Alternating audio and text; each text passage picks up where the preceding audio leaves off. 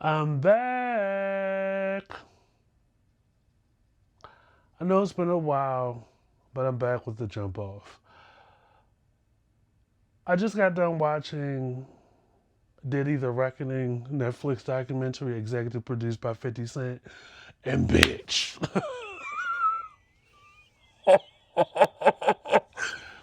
this will probably go down as the best documentary on a fuck ass ninja in a long ass time.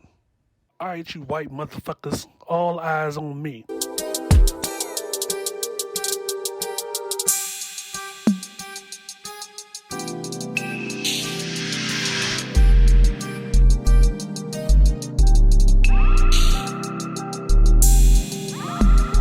This is the I Refuse podcast.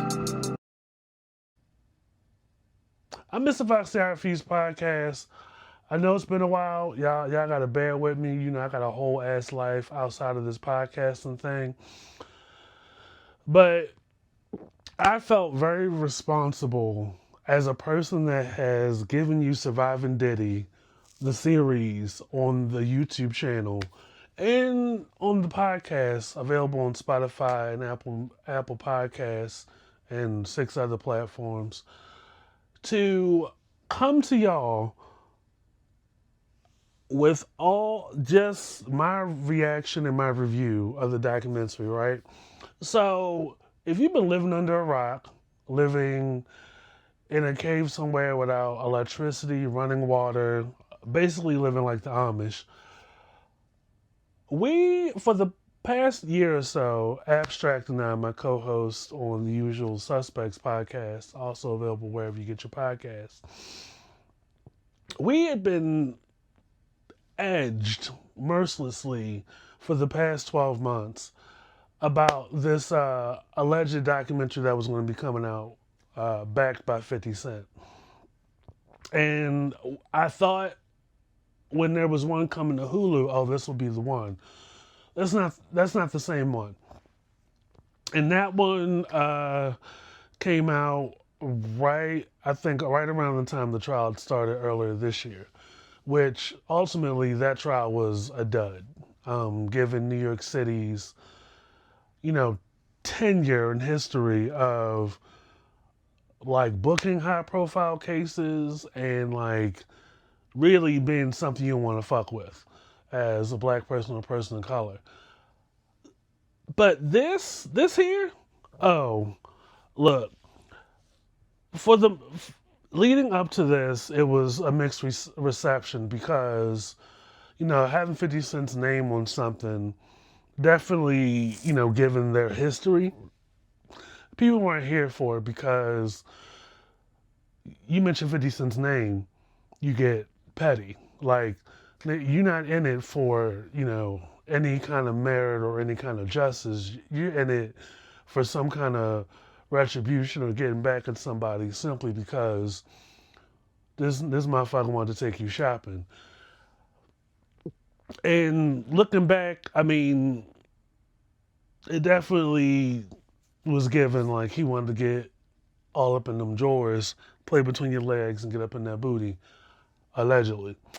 Um, but all that aside, I went into it, and you know, of course, the first episode definitely gives the beginning, and you know, while they, you know, some people kind of dance around what they're trying to insinuate and perceive that, you know, this dude has been a weirdo all of his life. And before I get started, kudos to Kirk Burrows, who co-founded Bad Boy alongside Diddy. Kudos to Joy Dickerson Neal, um, Diddy's first victim.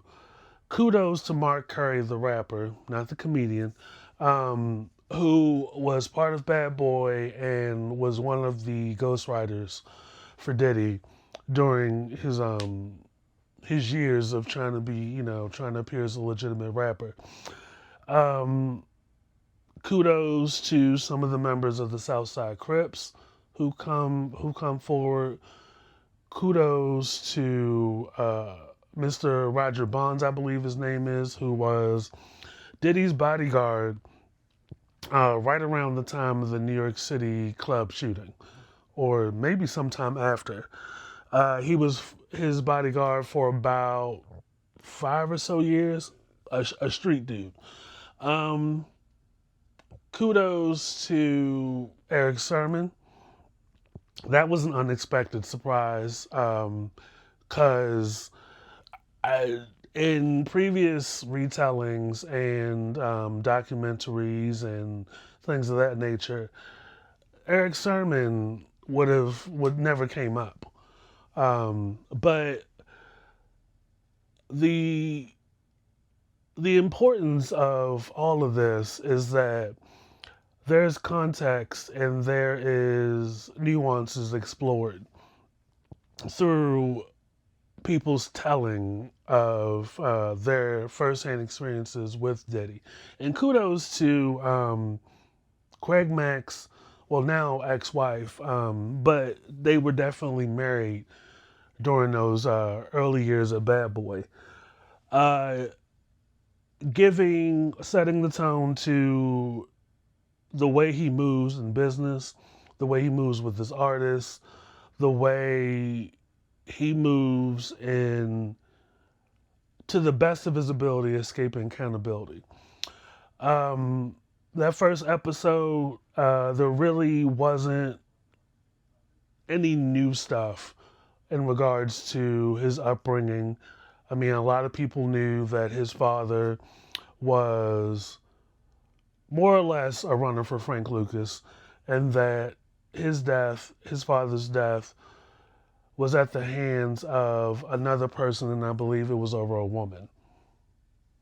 Um, but with that, you have a child who was raised around luxury, raised around this mentality that he had been chasing to emulate most of his life.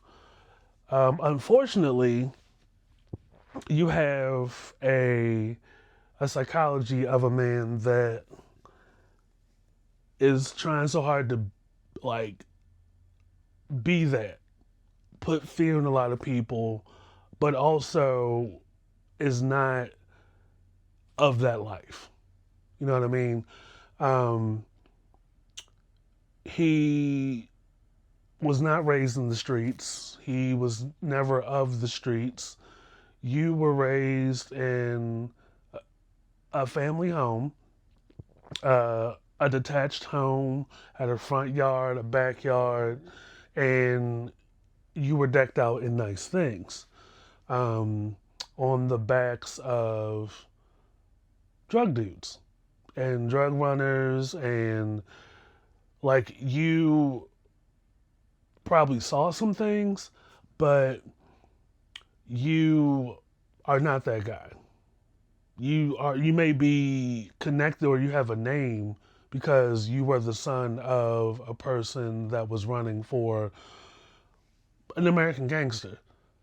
And that, of course, is attractive to actual street dudes that think, oh, well, this is a respected guy. Because Frank Lucas's name is ingrained in New York City history. So I would dare say that framed and made the foundation of the way he carries himself in business. How there's an angle to be played, there is a comeuppance to always have, an upper hand to always have. Um, but unfortunately, you start to show cracks, you start to slip. And he was able to use his name and his talent to move in the industry the way that he did. So, Kirk Barrows, who was a childhood friend, like when they were babies, pretty much. Grew up together, and he was literally Diddy's wingman well into their adult life. Um, at some point, Diddy worked his way from being a dancer in music videos to being a promoter. And it wasn't until recently that I was informed about the New York event, um, where a lot of the MCA or Uptown artists were promoted, like, to be in this venue, which is, I think, like a sports gym or an arena of some kind, that had all the makings to be like the biggest thing in the early 90s, and Diddy was promoted for that. Unfortunately, he over promoted to where more people came than far exceeded the capacity of the venue. Um, and a lot of people were crushed to death, were suffocated from all the weight and the stampede and the the movement down this tiny corridor to get to the main area. And they actually showed the footage of the aftermath. And to see the bodies of folks, the dead bodies of folks under white sheets, like all over the place. I don't know how he was able to pretty much get out from under that unscathed. And I believe by that time, he was already working for Uptown as an intern. I don't know how he was able to, like, still, A, keep his job, B, like, even come up um, without any, like, blowback. Because I believe a lot of people, particularly the families,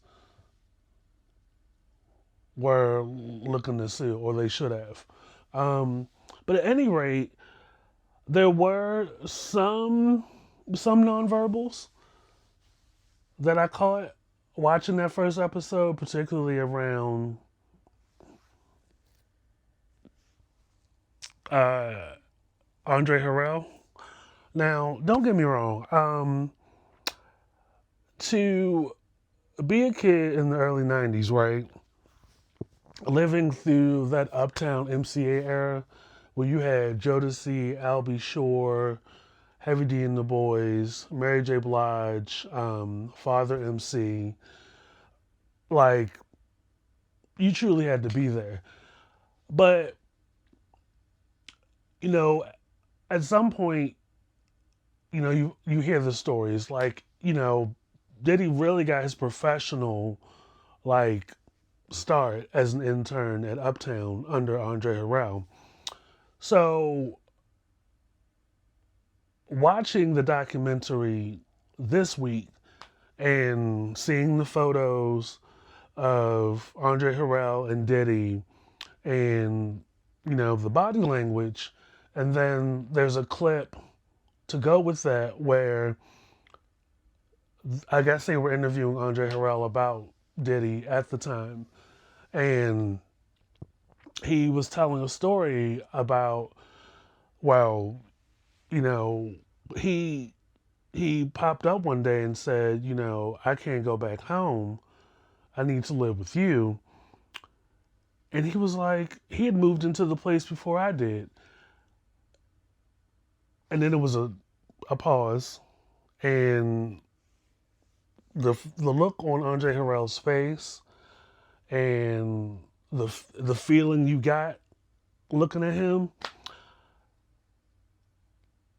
Yeah, question for the audience: y'all think they were hunching?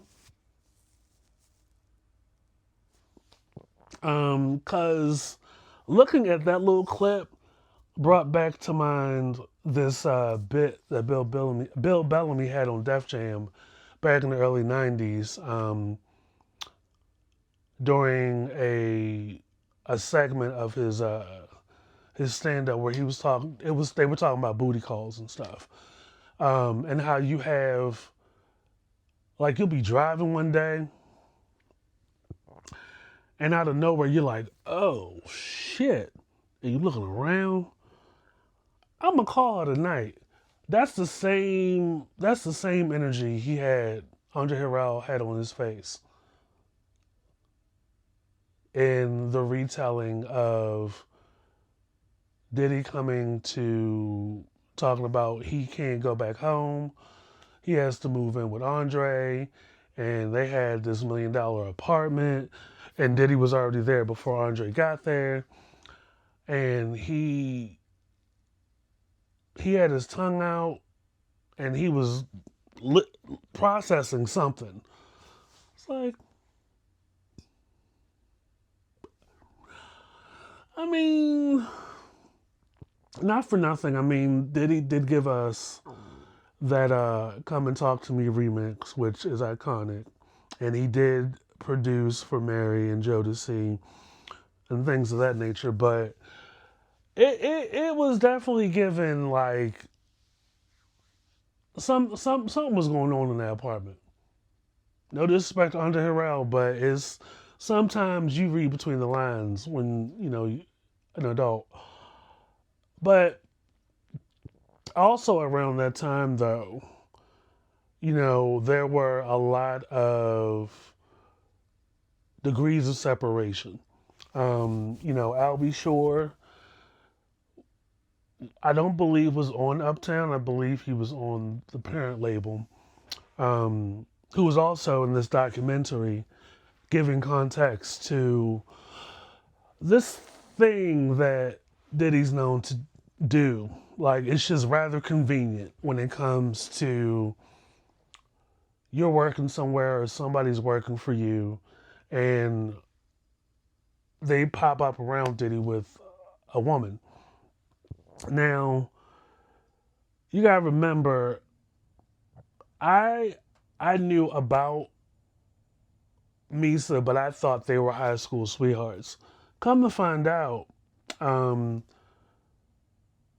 she was really cool with Eric Sermon. Now, Eric Sermon, one half of EPMD, icon, legend. And apparently EPMD was a duo that Diddy like loved and worshipped and looked up to. So when they were out and she apparently, I believe, was not dating Diddy, I think. It's a little hazy because, of course, that they were together and they had a son, Justin, I believe. They had a son, Justin. And it that hearing that story, it just boggles my mind. It's like, to this day, well, I think up to a certain time, she was always kind of like around or always like showing support to this man. But back in the day, he was beating on her too. And this wasn't in private. This was in broad daylight in New York City, beating her into the wheel well. Kirk Burroughs, who is a prominent face and voice throughout the documentary, speaking to that, what he witnessed. A lot of things throughout those early years, which definitely sets the tone for this character that keeps showing up in business and personal. Um, that other side of Diddy that has the temper, that doesn't like to be challenged, that wants to maintain dominion and control over situations, particularly women, um, and in his business. So the abuse started as early as Misa. And as you're looking at the photos while they're talking of them together, them with their son, the photos from the christening, she has no joy in her face. And of course, this is before, he has, Bad Boy becomes what Bad Boy is. But Eric Sermon shed some light in the very jealous nature that comes out of this man when he thinks something's going on. Details a story of the day that he and Misa were in the car. Misa was in the driver's seat. Eric Sermon was in the passenger seat. And they were talking. Not dating, just friends, real cool or whatever. Now, keep in mind, Eric Sermon, while he has a pair of pretty eyes, um, is not that kind of dude that you think, you can just try or whatever. Um, so anyway, they're in the car and there's a knock on the glass of the door. It's Diddy. And he's upset. And he causes a commotion. And Eric Sermon, not being the punk, is like, let's go around the corner so we can handle this. And instead of getting into a fight with Eric Sermon, because apparently Eric Sermon is not the dude you want to play with, he plays him an audio tape of Biggie, which I think it was like a couple of freestyles or whatever. I was like, what? But it's like a switch with this dude, right? So fast forward, he has the son with Misa. He's at Uptown as the intern. Who, while also working there, Kim Porter's working there. And she is, as a receptionist, the first face you see coming off when you come off the elevator at Uptown. Now keep in mind, around that same time, Kim Porter is with Albie Shore. And they have a son. Matter of fact, Forever My Lady, the song, is about Kim having his son. All right. So, it's clear after some time that they're together. But looking back, not too long, there was some overlap. I feel like once he saw that she was with Albie Shore, he just kind of was working, like he was like on Kim, no matter what.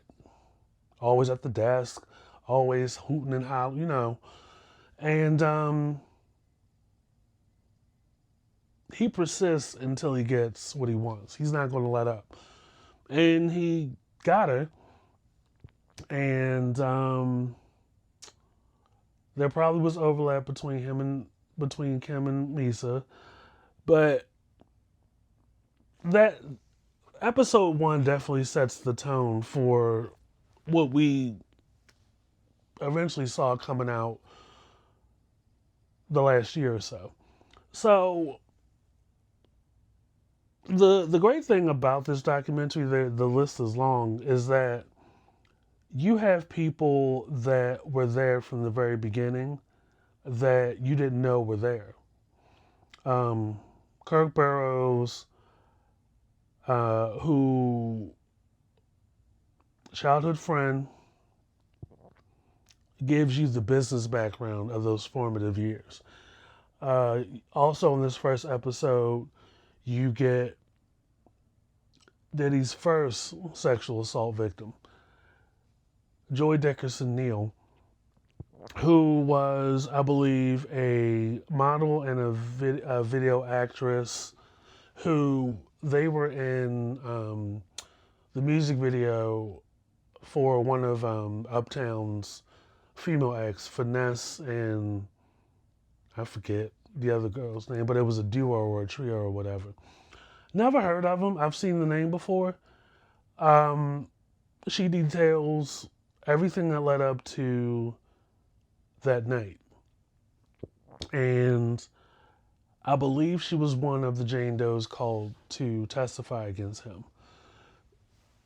And her appearance in this documentary is very, very important because this, knowing this occurred as early as it did, as early as 1991, 1992, and having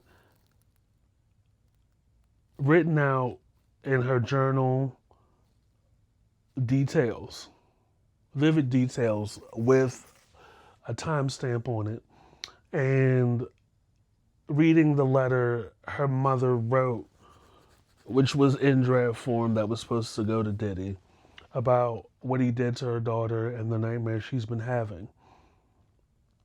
It's very important. And I'm saying this to, the ashy lip, uh, dookie stained underwear wearing motherfuckers out there that still revere this man for culture's sake. And, it's worth saying, watching all 4 episodes of this documentary, you get insight into this unspoken responsibility or romantic attraction to the culture. That was definitely still in the golden years of hip hop, and we were definitely in a heightened level of commercial appeal and attraction from white audiences and white brands and the capitalists of the world into this brand that comes from these hands. And people, a lot of people, particularly women who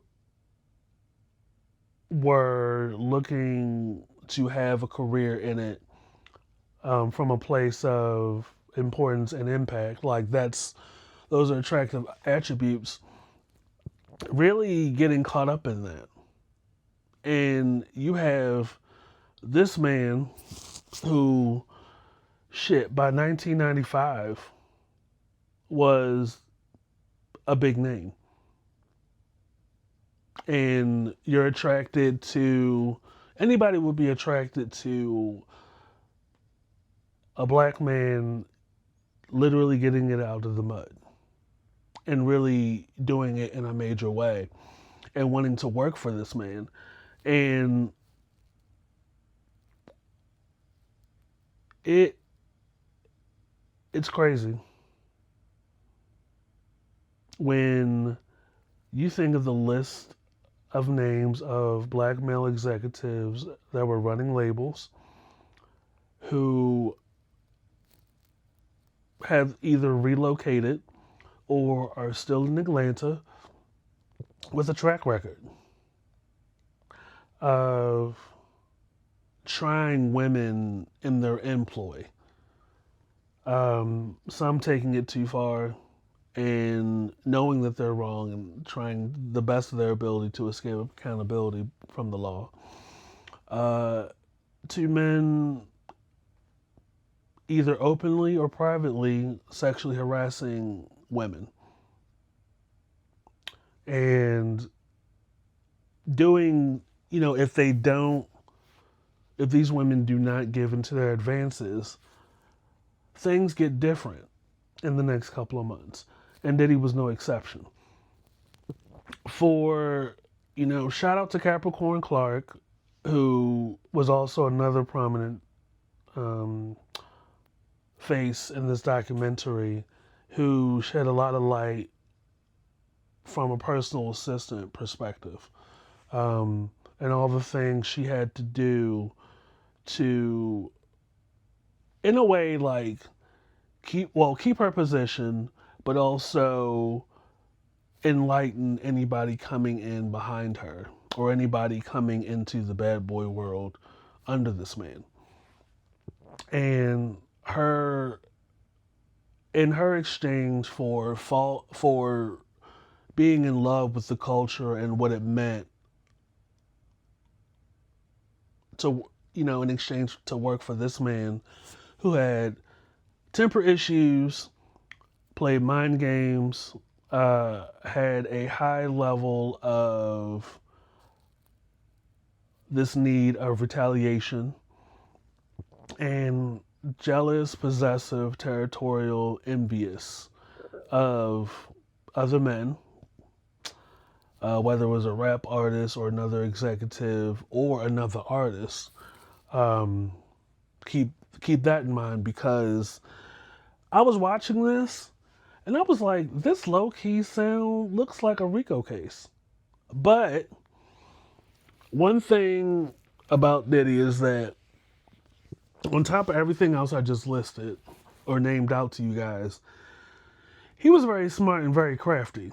Like, I think a large part of the reason why the charges didn't stick was because he had the forethought to put Bad Boy in his mom's name.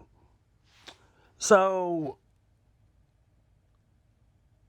when it comes to Bad Boy Entertainment, to this day, his mom has 75% stake in Bad Boy. And Kirk Burroughs at one point had 25% stake in Bad Boy. At some point, either before or after the essay of Kirk Burroughs by Diddy, Kirk Burroughs' words, he came into Kirk Burroughs' office, these are Kirk Burroughs' words, with a baseball bat, and was standing over him, pressuring him to sign back over his 25% of the stake to Diddy, which he signed it. And then, not too long after that, he was effectively, fired. This was before, I believe, the Steve Stout situation. Now, Mr. Fox, who grew up grade school, middle school, high school, through all this in real time, before social media, at the time, all of this was conjecture. Well, the Steve Stout thing over the Nas music video, just as soon as an article was put out, it was settled and things were all good in the neighborhood, and we moved on. Watching this documentary, though, yeah, they put it all out on the table, and they did a very good job of connecting the dots. Like, this is not, none of this in this man's life is a coincidence. And a lot of it speaks to the character of this dude and the way this dude slips and slides. it also gives you insight into things you didn't know. I didn't know that Biggie was an Uptown artist. He was initially signed to Uptown, and which makes a lot of sense because he was on remixes of Mary J. Blige's songs. Um, but he had Biggie signed as early as 92, 92, 93. And by that point, Diddy's relationship with Andre at Uptown was not good. Like, Diddy was feeling himself. He had produced What's the 411? He was producing for Jodeci. And he was pulling in a lot of attention and a lot of money for Uptown. And Andre, you know, justifiably so, was head honcho. Like, nigga, I gave you this job. And now you talking to me sideways and backwards. Two New York dudes. I mean, it was just a matter of time. But that was going on. He Andre told people that he fired Diddy. Um, but Diddy had Biggie. Biggie had did a couple of songs. Had recorded some songs which ended up on Ready to Die. Particularly "Give Me the Loot." So he worked it to where he was able to leave Uptown with Biggie as his artist. And he took the tape of Give Me the Loot over to Clive Davis at Arista. And I had a thought. So he played Give Me the Loot for Clive Davis, and Clive Davis was blown away. Now you got to remember, at this time, Death Row Records was a force of nature. 92, 93. You had Snoop Dogg, Dr. Dre. Dr. Dre had just put out The Chronic. Snoop Dogg was about to put out his first album. And that was the thing that Diddy wanted to like emulate in the style. So, and also they had Tupac over there.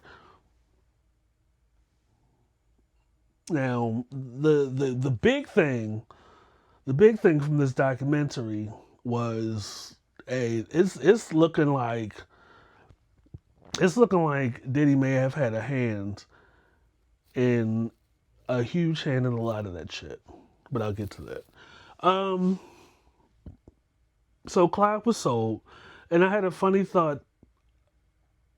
Clive Davis was probably like busting mucho nuts to listening to that album. And dare I say, I feel like more happened in that office. Word on the curb lately is that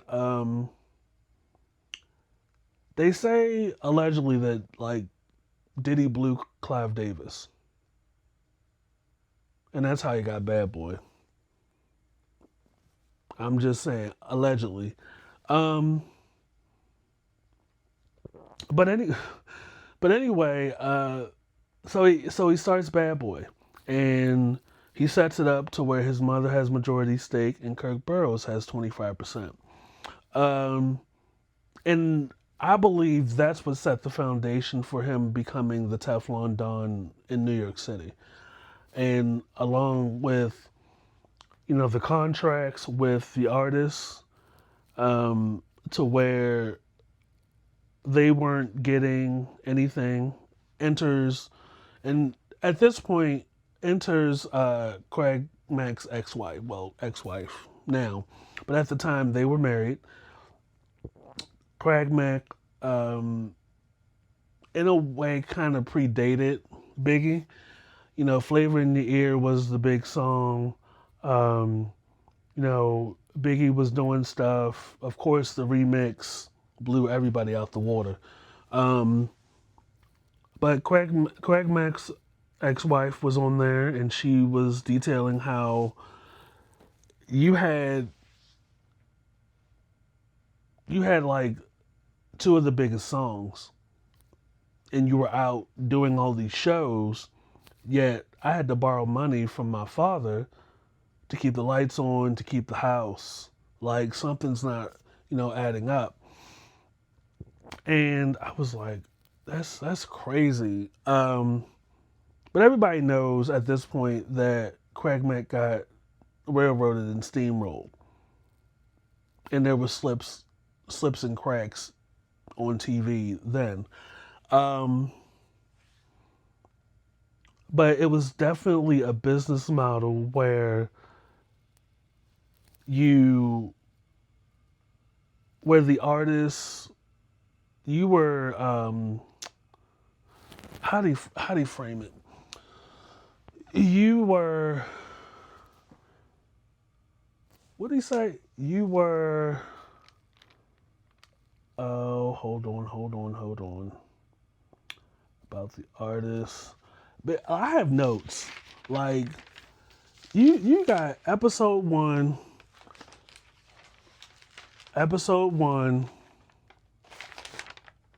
that's episode two. Two pages of episode 2, 3, episode 3. Like I was locked in. I clocked in. I was making notes, but he had signed so many artists. He had it set up to where the appearance was they were making a lot of money, but the worth wasn't there yet. But you had the appearance, you know what I mean? When you look at all the pictures and of all the art, him on the cover with the artists he had signed. So it was set up like that. But those artists at the time,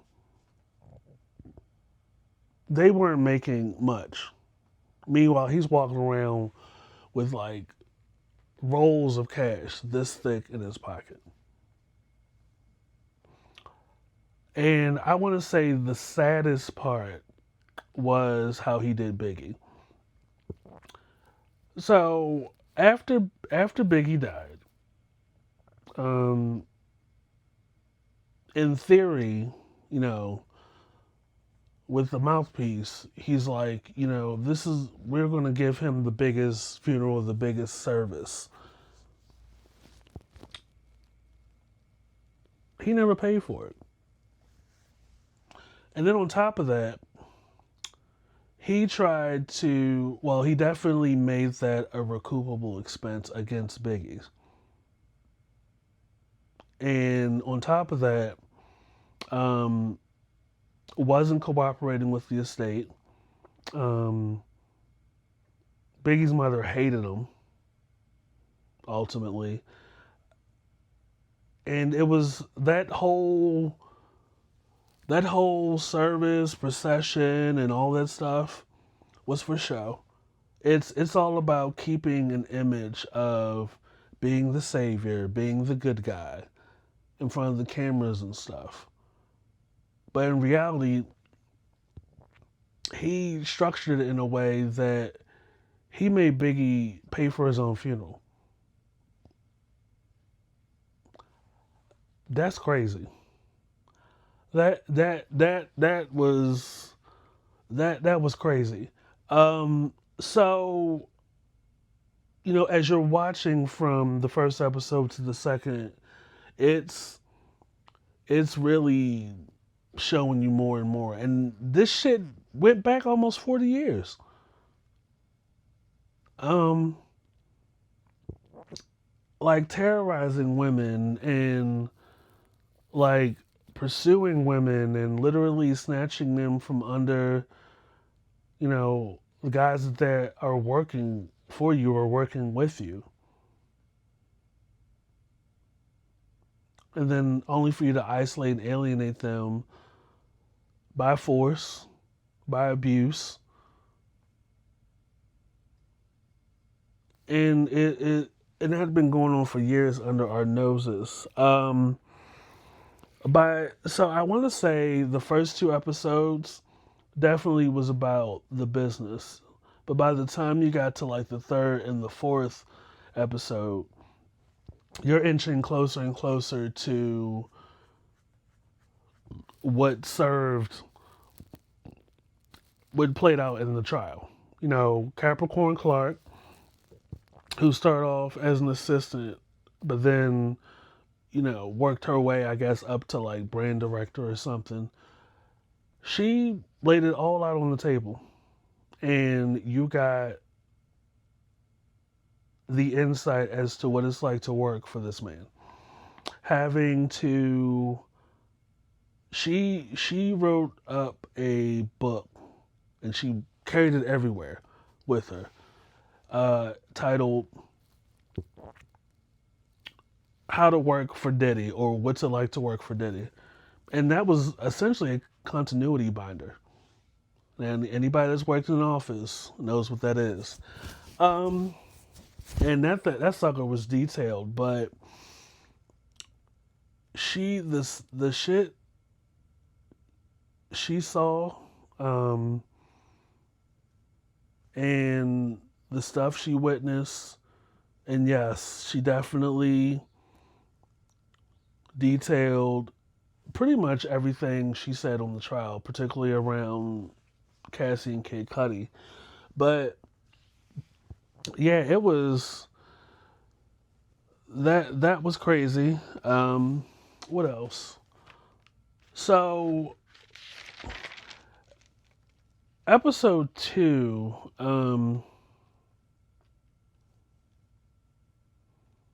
there's definitely they definitely start to explore more into how he wanted to model Biggie in after Tupac's influence and impact, and how he was allegedly envious of their friendship. Um, he was envious, and then he wanted to work with Tupac. Tupac wasn't feeling it. Um, and then you start to see what serves as the foundation for the rift, which, by the way, there truly wasn't an East Coast versus West Coast. It was literally just two figureheads, um, of labels, just not on good terms. Um, you know, and the media had us believing at the time that Death Row was so dangerous and they were the bad guys when it was actually the opposite. But what was so interesting was the background and the context of Suge Knight, um, before, you know, him and Diddy came to cross paths. Suge Knight was Albie Shore's bodyguard during those years. You know, when Night and Day was out and he was on tour with Bobby Brown, New Edition, and all them. Suge Knight was Albie Shore's bodyguard, and a very good and effective bodyguard. And Albie Shore gives details as to what that was like. Um, but not only was Suge Knight a bodyguard, but he definitely, while he was being a bodyguard, was paying very close attention and was studying, you know, A&R, running a label, taking care of artists, being a manager, things of that nature. And in short order, you know, he started Death Row. Um, and there are, you know, they play clips and stuff, and looking back, it's like, you know, they had us believing that Suge Knight was this crazy dude. And you heard stories, like you dangling allegedly dangling Vanilla Ice over the balcony because you wanted money or something, or you want, to force him to sign with Death Row or something. But he took care of his artists. Um, was he intimidating looking? Yes.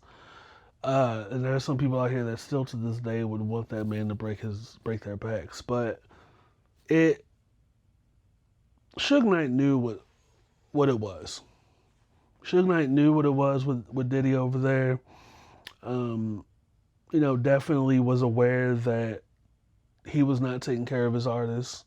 He was not paying them well. He wasn't paying producers.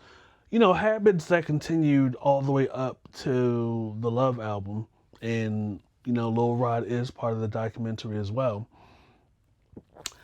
That it was like, yo, they are really unpacking, and not only unpacking terrible narratives that the media put out there, but they're also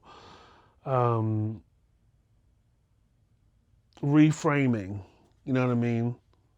And really educating you as to, oh, this man really was something else. Of course, at the time, we didn't know that, Diddy very well was laying the building blocks in place to have Pac wiped out and to try to have Suge Knight wiped out. I mean, Suge Knight survived and everything, but that sort of thing, if you look at the documentary, started relatively early. By the time I got to the documentary, I knew that he was propping and putting Biggie in a position to be a target, pretty much. Like the Quad Studios studio thing had happened, and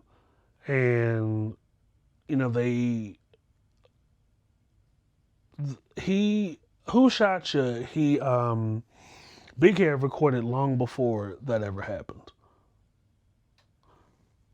But you put it out after the Quad Studios shooting happened, which already fueled Tupac's idea that y'all were behind him getting shot up.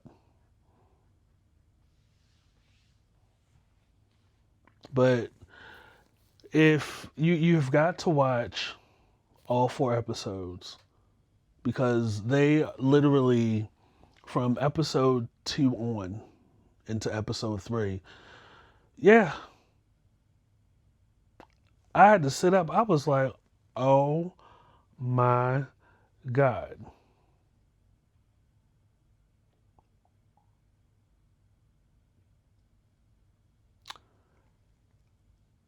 Details between the 2 deaths that I didn't know about.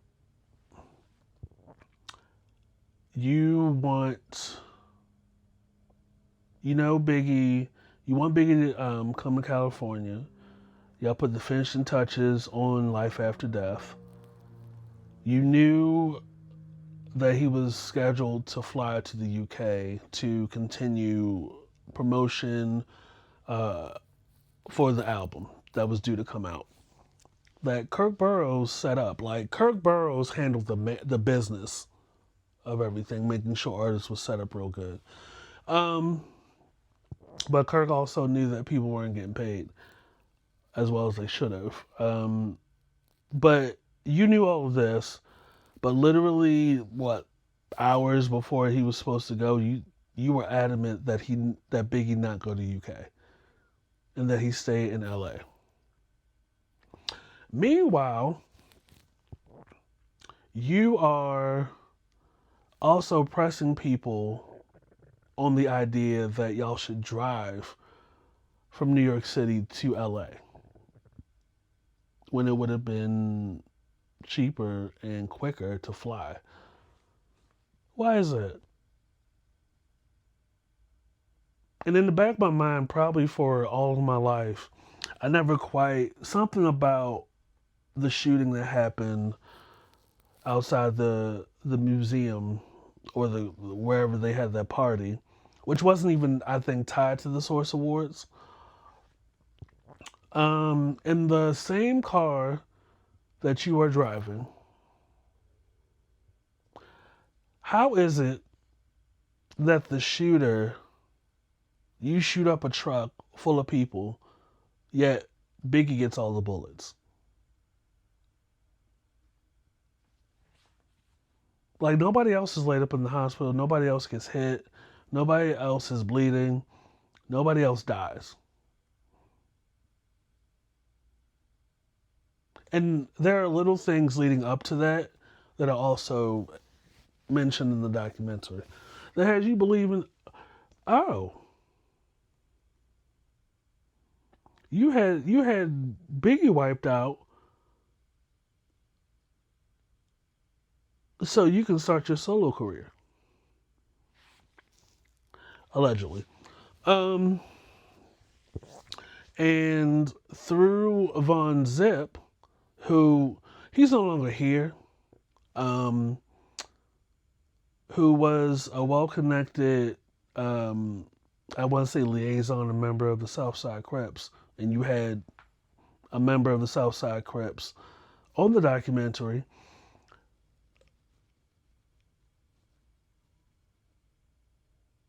It, I was just like, oh my god, like you. It was a perfect storm because you had a connection with the Southside Crips in the same room at one of the Source Awards. It was probably '95, in front of Quincy Jones, in front of like big names. You say out loud, "I want the motherfuckers dead," and there is like connections. Diddy to Von Zip, Von Zip to the Southside Crips, one of whom is the uncle of Orlando Anderson. You had Tupac's chain snatched in the mall by Orlando. It just so happens Orlando and Tupac and Suge Knight and other death row artists or whatever are also at the Mike Tyson fight. But also, you have the Southside Crips in Vegas looking for Pac.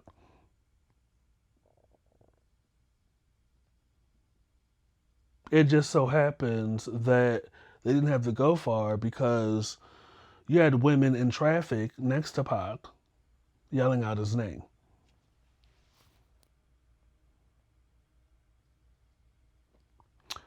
Within hours of literally beating up Orlando, Pac gets wiped out. And they explore the reality that afterwards there was a phone call, a conversation had between Diddy and I believe Von Zip or one of the Southside Crips when news broke that Pac was shot and killed. And he said, "Was that us?" And they said, "Yeah, that was." But there was no discussion of the money over the phone because you know how Diddy is.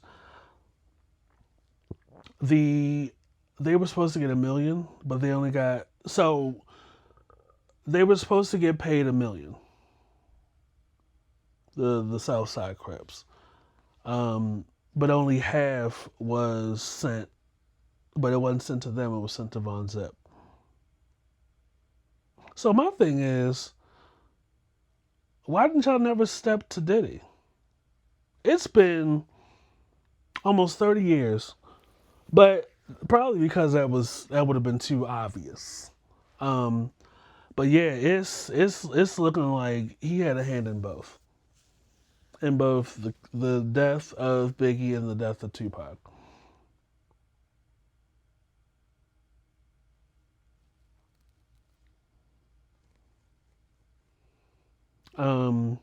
Keefe D had a proffer session with the authorities in 2008, and they played the audio recordings. And I'm sure a lot of you are wondering, like, how did they get all this footage of Diddy just, in the days leading up to his sentencing and his trial and stuff? Well, word on the curb is that he clearly Diddy hired people to follow him and tape him and all this other stuff, um, in an attempt to, again, counteract and counterbalance the narrative.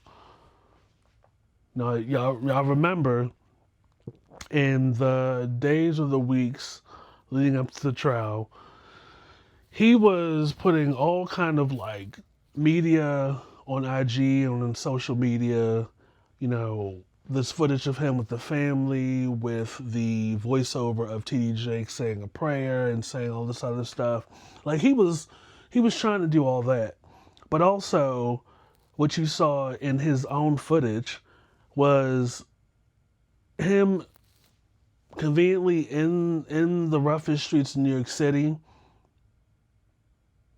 with like real people, trying to appear like, trying to get their support and trying to get, all that on tape, only for him to then get back in the SUV wanting hand sanitizer and saying, some elitist shit, It, word on the curb is that they were able to get this footage because he allegedly he didn't pay any the people. They just had this footage and it was up for sale. I mean, you in prison now, you can't do shit about it. So it just,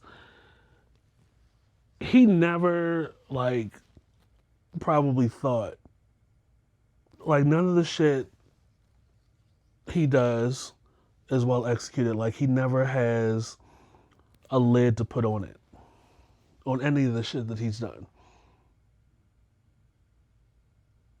What he does and what he keeps trying to do, and he'll probably keep trying to do it once he inches closest to release, is just put out the perform. Definitely try to, make the performance bigger than the grievance or bigger than the reality. But in this documentary, track record goes all the way back to the early 90s. And this is probably, like I said, the best documentary. Better than Surviving R. Kelly. Because it never, at no point during those 4 episodes, did I feel like this was a witch hunt. Like, no, nigga, you wild. And I was saying that long before I got to episode 3. I was saying that within like the first half an hour of episode 1. And he wasn't just battering and abusing women he was dating, he was also hitting on his mother.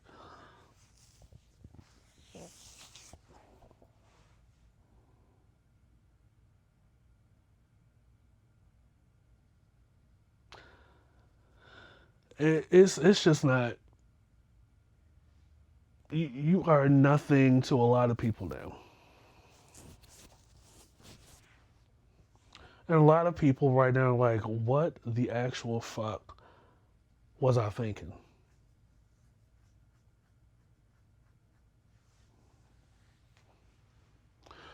Regardless of the inspiration and the motivation for having Pac and Biggie killed, which there is no reason, this documentary will definitely have you believing, yeah, he had a hand in both. He had a hand in both. He was out here essaying men and women. Um, and it he was even doing that to artists, female artists. I definitely believe he did something to Aubrey O'Day. Um, Kalina Harper, girl, it your presence in this documentary did not quelch or silence the the notion that you are being paid by Diddy, because what woman, a sister, a daughter, an aunt, a cousin, a mother, um, would make herself a part of this,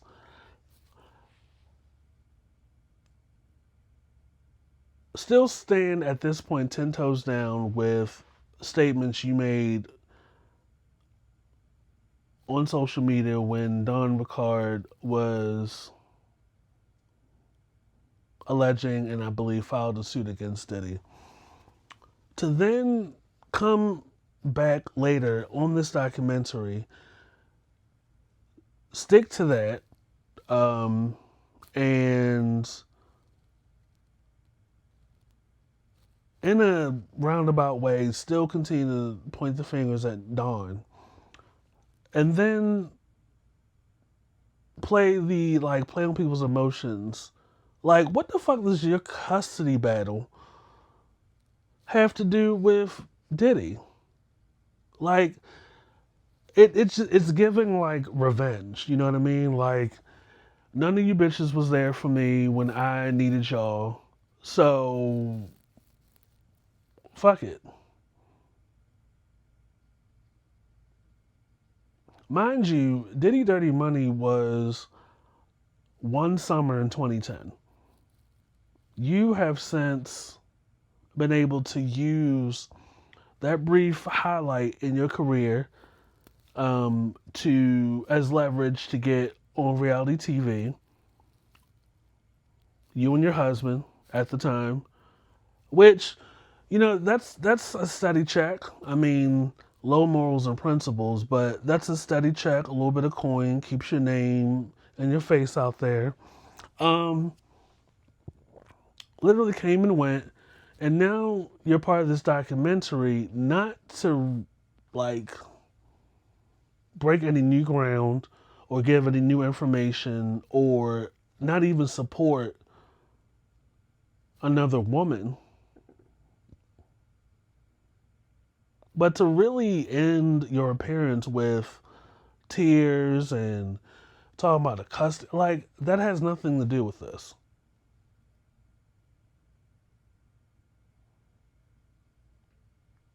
I mean, at least with Aubrey O'Day, she had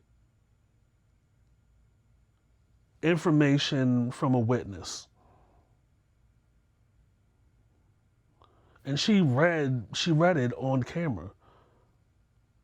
And for that girl to not have any recollection tells me that Diddy did a Bill Cosby on Aubrey O'Day.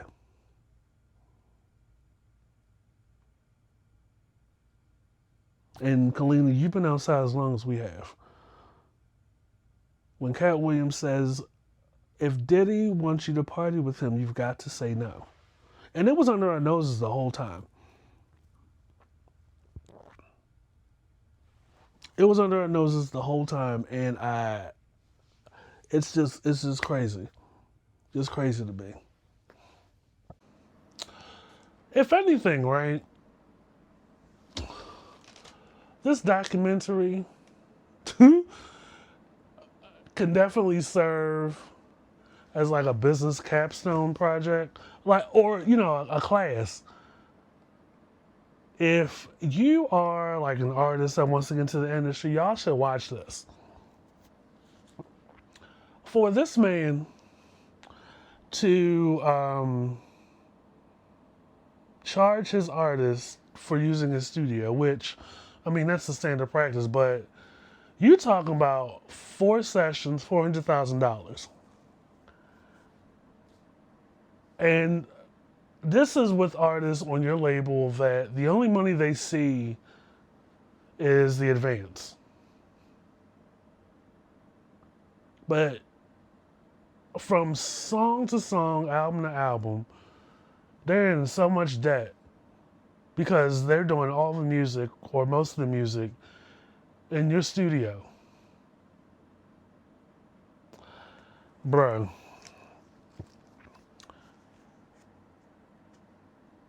the more I watch, the more I keep hearing Left Eye telling me this is how a group can sell 20 million records and go broke. That's why you gotta have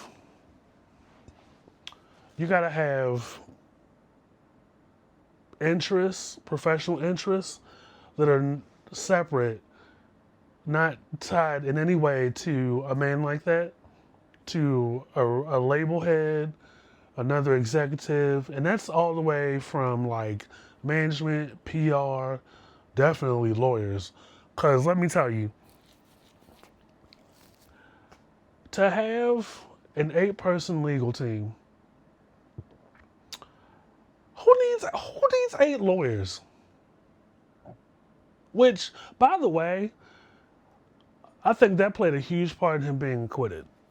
Like you got to go through 8 people, but there was something else they had mentioned in the documentary um, that speaks to how this man works and operates and feeds off of angles and weaknesses and mind games.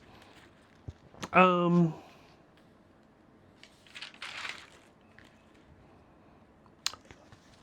One thing we will never forget is the New York City club shooting. Now, in real time, in when was this? In December of 1999 when it happened, spilling into 2000. Mind you, this is like not that far off since the Steve South situation that happened 8 months before. Everybody who's anybody, definitely the North remembers, when Biggie, Sean, and J Lo went to this nightclub, and there was like an altercation. Had us believing that at the time that Shine was the one that was responsible. Well,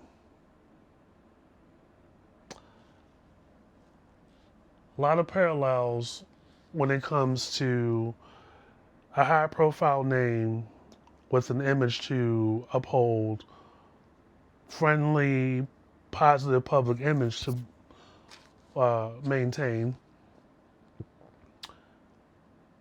has the money and the means and the word of mouth and my word is good and stuff, have other people take the fall for it. Keep in mind, Shine was on Bad Boy at the time, didn't have the means or the power.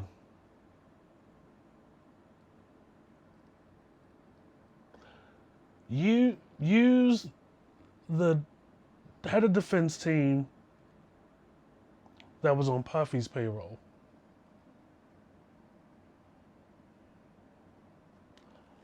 Intentionally, from this is my opinion, intentionally fumbling the defense and the case, leaving Shine to be backed in the corner to take the fall. 10 years. Meanwhile, this month, Diddy gets acquitted when in reality he was the one that shot the girl in the face. And you got to keep in mind that like the stuff that came out, the details as to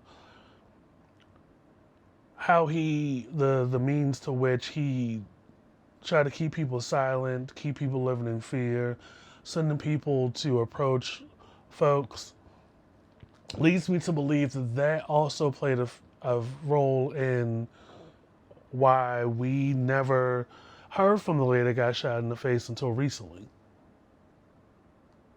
I mean, nobody forgets a traumatizing thing like that, and nobody has any reason to lie about something so traumatizing.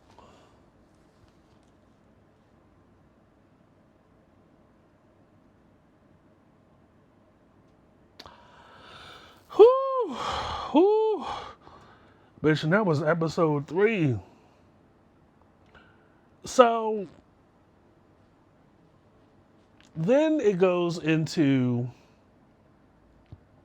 making the band and Sean John. It's like this man was able to use controversy and a bad, horrible experience and only ended up soaring higher. Because anybody that's anybody, Sean John and Baby Fat were everywhere. $300 to $400 million annually.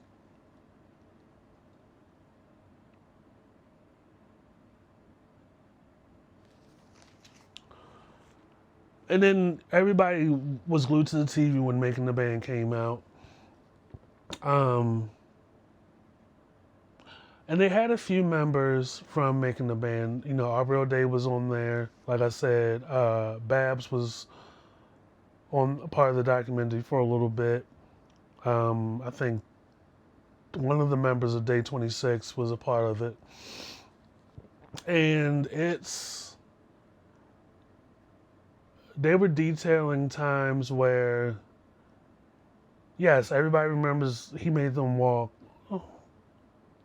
made the band walk to get cheesecake. But Babs mentioned as soon as they were picked on TV, she was brought into another room and was presented with a stack of paperwork this big and was told she had 24 hours to sign it. She had, I think at the time, lawyers review it, and they laughed in her face, but she signed it anyway. They were doing all this work, and he only presented them one, I think, $100 bill or something. I was like, oh my God. And I was one of those people that was glued to Making the Band. More so Making the Band and not so much Danity Kane, but dude was definitely wilding, right? I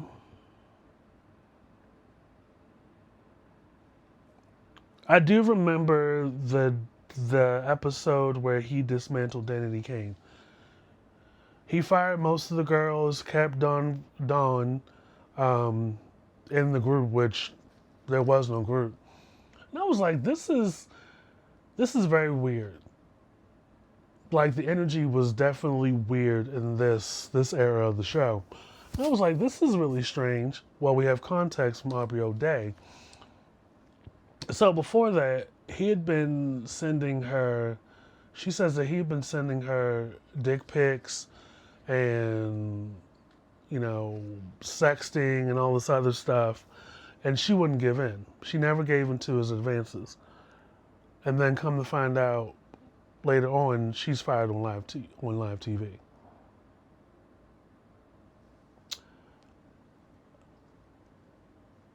Ladies and gentlemen,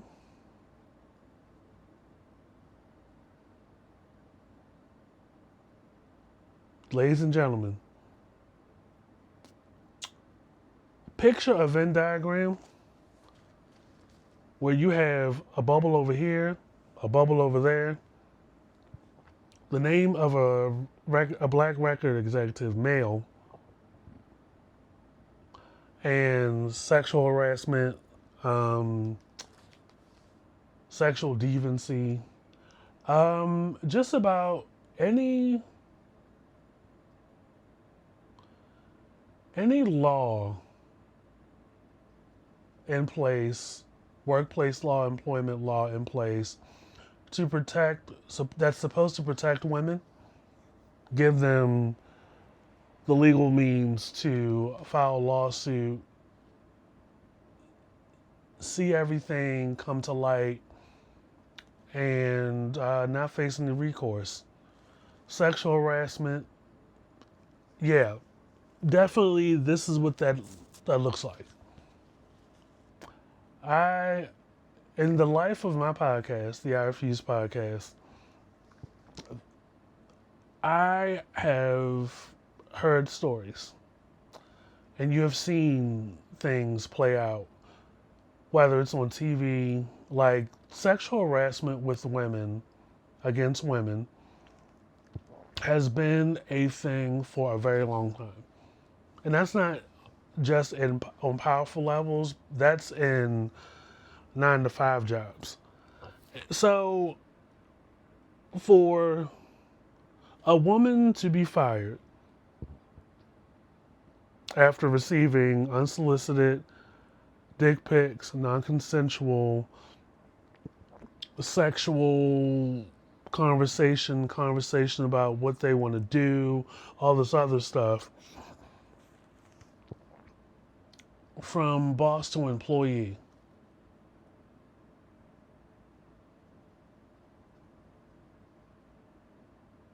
that happened right before, that was happening before that episode. You just so happen to be the one that's fired from the group. And not before like targeting her and then like saying all this negative shit in front of her other like bandmates and like 200 million people watching this episode.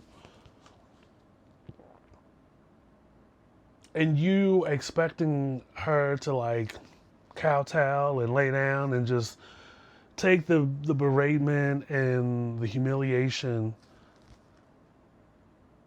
after ambushing her with, oh, she's fired from the group, and giving like paper thin excuses as to why. You changed your look. You getting too much, bullshit. She didn't want to fuck you. She didn't want to sleep with you.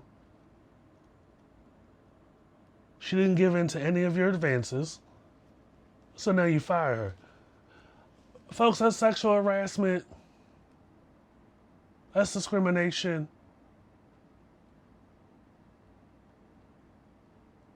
Like, fuck all this other shit that y'all are saying to justify or quantify your fondness for dick riding, okay? Fuck all that other shit, okay? And to those people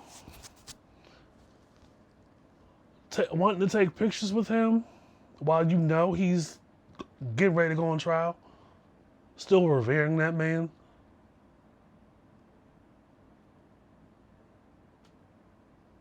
is it lead? That's got y'all thinking, like, still, like, empowering people like that?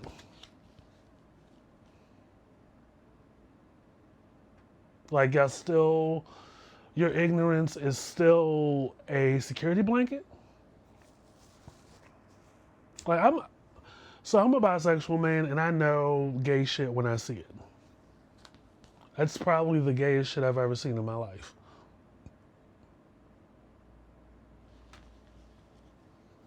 Like, it's surprising, well, not really surprising, how male-centered other men are, straight men are. And the trade-off being obvious displays of disdain against women. You know, women that brought you into this life. Women that create life. Women women that you are connected to before you see the light of day. And this is what y'all do? This is how y'all show it? Very, very weird. Um, very, very weird. Aubrey O'Day, I mean, my God, girl, I love you even more. Um, it like a bitch can't be smart. And when I say bitch, I'm not saying that in a derogatory way. I mean, like, you really can't be a baddie. You can't be a baddie. You can't be talented. You can't be gifted. You can't be smart around people of power. Like if it's not for the sake of how much strength it takes to come to show your face on camera and speak with an unwavering eye about your experience and literally connecting the dots for us, your experience. Like, you fired me because I won't sleep with you? That's not why I'm here.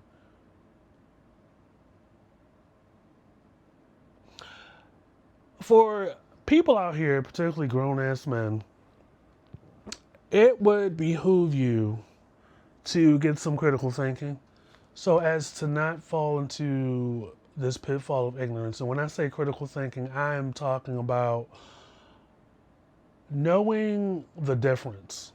And some, I'll I'll give you an olive branch. Like, sure, you're not going to probably catch all the nuances, but for you to evolve in this life, you have got to start. You've got to start thinking and live and breathe this way of thinking with this head and not this one. And women too. Like, there are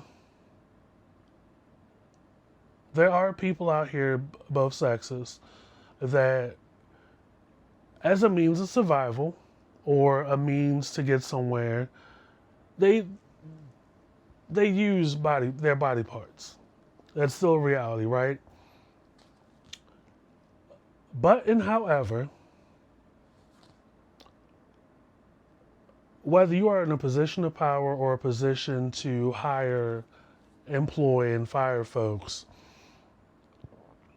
you got to come with a stronger reason than what he did or what he had for firing Aubrey O'Day from the group.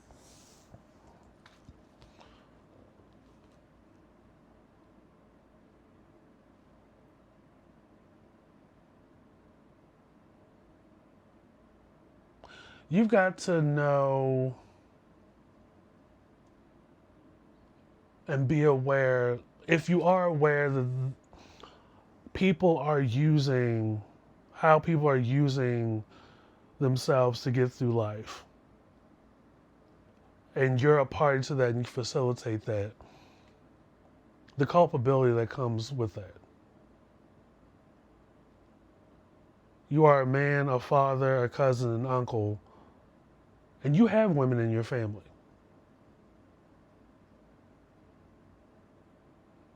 Why would you want to normalize that? Why, from your position, would you um, use your position to create such an environment like that? Or even remotely get the gears turning for that?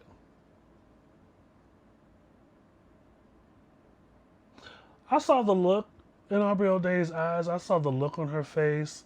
I took in all the body language as she was talking about that, her experience in the documentary. He did something to that girl.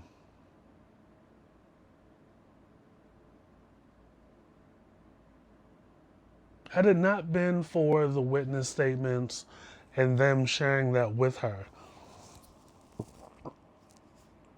Because she even said she doesn't remember. That's some scary shit.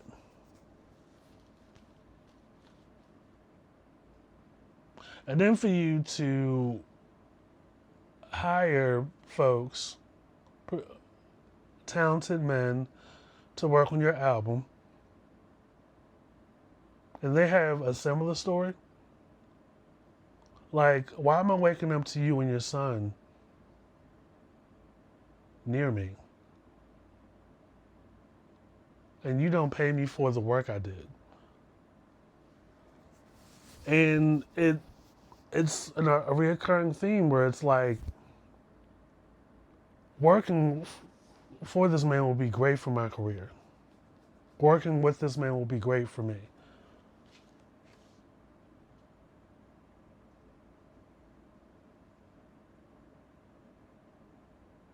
And I thought we were building something and we did the work, and I haven't gotten paid. And as time goes on, the voicemails and the voice notes, the tone starts to get darker and more threatening.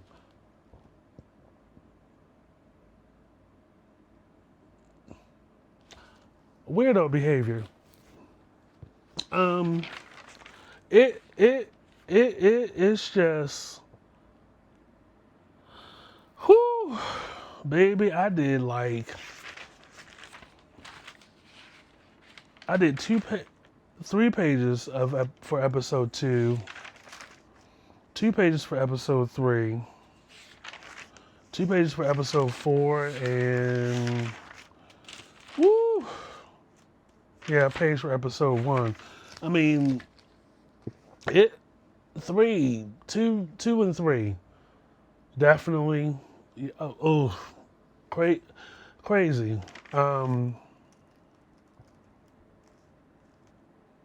Like this documentary is so good at the execution of things, putting more than enough out there that has you thinking this dude was wilding under our noses the entire time.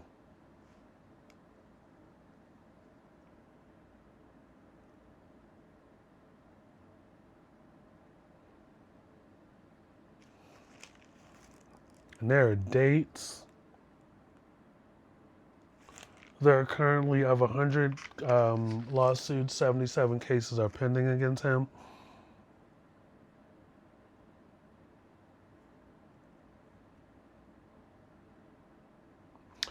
Y'all gotta watch. And KK, girl, hope you got enough sage, enough noni juice, and a lot of rosary beads, and you're doing a lot of Hail Marys, and you are cleansing yourself, because, girl, if anybody listening to this, never aspire to be the gatekeeper, because that makes you a party to shit like this. That makes you complicit. Surprised more people ain't suing her ass too. Because an accomplice, right. But this, The Reckoning, Diddy, The Reckoning Netflix documentary, 10 out of 10. No notes. Well, I mean, I had a lot of notes, but I was just in there like, damn. This shit, this was so good. And regardless of how you feel about 50 Cent, this was very necessary. Very, very necessary. I mean, you can't, first of all, for you to be in such a position, you can't go around not paying people. Especially people that were hired to film you in the months, weeks, days, hours leading up to the trial and the sentencing and all that other stuff, and not pay them. Because you know what that ends up happening is You're not paying people after they have all this footage of you. Leaves the footage and the intellectual property up in the market, up for sale. And as somebody that has a track record of doing a lot of people wrong and them living in fear that you may do something to them if they speak up while you are a free man, oh, this was perfect. And anybody that has watched this and still has hatred for 50 Cent, you're part of the problem. Tell the truth, shame the devil. It's time that we start shaming the devil. At some point, you just have to match the energy to level the playing field. Like, And grown-ass men, stop dick riding. Stop dick riding. And unpack your hatred for women and that trauma.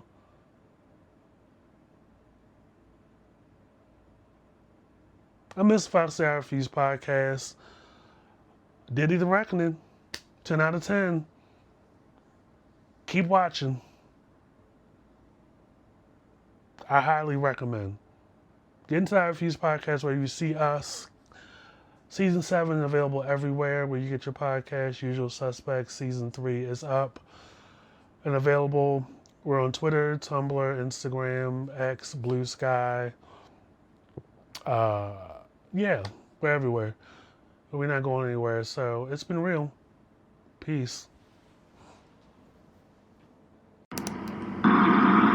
Fendi, like the bag.